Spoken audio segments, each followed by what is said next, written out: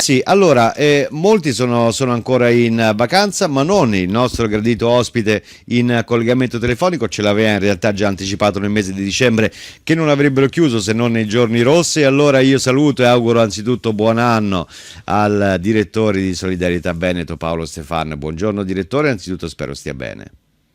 Sì, sì, sto bene Claudio, buongiorno anche a te, buon anno a te naturalmente, a tutti gli ascoltatori. È un anno che non ci si sente, ma in realtà è molto meno di un anno. diciamo. Esatto, ma senta, per aprire una curiosità, mi ricordo lo scorso anno circa di questi tempi si parlava di smart working, no? Nella vostra azienda applicate ancora lo smart working? C'è ancora questa modalità? Ricordo che avevate una modalità mista, no? Qualche Sì, giorno in sì. ufficio, qualche giorno a Mhm. remoto. Com'è? Ve lo dico, cioè glielo chiedo anche in questi giorni, insomma, di tra virgolette feste, di diritto anche a disconnessione, spero, immagino anche per voi. Sì, ma allora diciamo, in questi giorni in effetti la squadra del fondo opera a forze ridotte perché ci stiamo tornando proprio nelle ferie che devono, ricordo, essere fatte da tutti quanti i dipendenti. Lo smart working, da quando è stato introdotto, o meglio il lavoro da remoto, è diventata una consuetudine, magari non è uno strumento utilizzato con la stessa intensità che ha caratterizzato il periodo più cupo, diciamo, Mm. della pandemia, ecco, l'anno scorso, ma diciamo abbiamo fatto tesoro di quell'esperienza lì e ad oggi tornandoci riusciamo, tutto il personale è stato coinvolto in questo tipo di struttura dell'attività, ecco. Quindi questo comporta anche una responsabilizzazione individuale.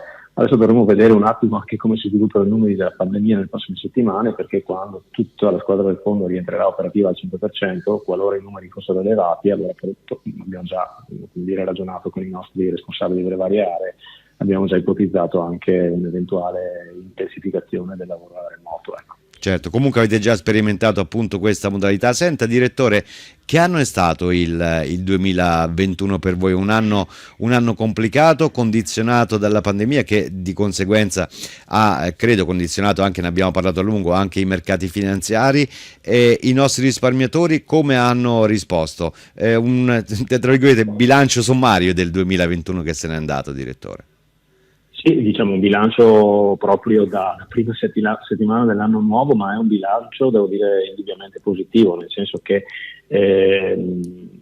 venivamo da un 2020 con le difficoltà legate alla pandemia e anche nella strutturazione del preventivo all'inizio anno eravamo stati un po' guardinghi perché non sapevamo come sarebbero sviluppate le incognite nell'anno nuovo. È andato tutto, devo dire, piuttosto bene, nel senso che il fondo alla fine dell'anno, adesso non ho i numeri definitivi, ma stimiamo di raggiungere i 120.000 iscritti complessivi, di cui circa 71.000 aderenti cosiddetti, noi diciamo pieni, quindi che versano tipicamente il TFR, il contributo dell'azienda, il contributo del lavoratore oppure autonomi e così via, e altri circa 49.000 aderenti contrattuali nell'ambito dell'artigianato.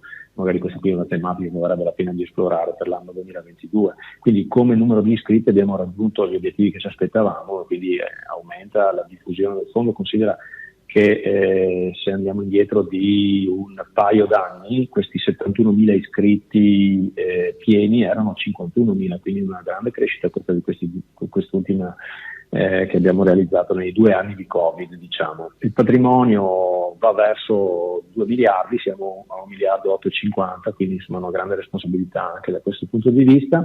Anche qui la crescita è molto consistente nell'anno, con oltre 220 milioni di contributi versati dai lavoratori.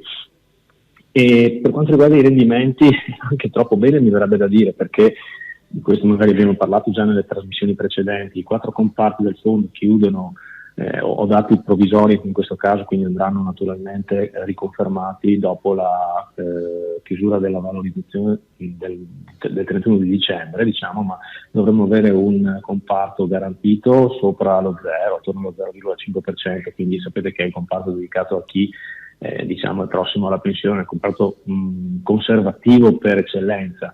Un comparto prudente dovrebbe attestarsi attorno a un 3% di rendimento netto, il reddito intorno a un 4 erotti e il dinamico intorno a un 9%. Il dinamico in particolare ha fatto negli ultimi 3 anni sempre rendimenti tra il 9 e il 10%, quindi considerando il periodo direi assolutamente molto bene, qualche volta dico anche troppo, perché questo, come dire, questa positività un po' trasversale tante volte porta qualche lavoratore, qualche iscritto a perdere di vista la tematica del rischio, e qualche volta gli viene voglia, ecco, di esporsi al rischio più del necessario. Certo. Insomma, è un tema che presidiamo con i nostri sportelli, con la consulenza tipicamente. Avvertenza, messaggio promozionale riguardante forme pensionistiche complementari.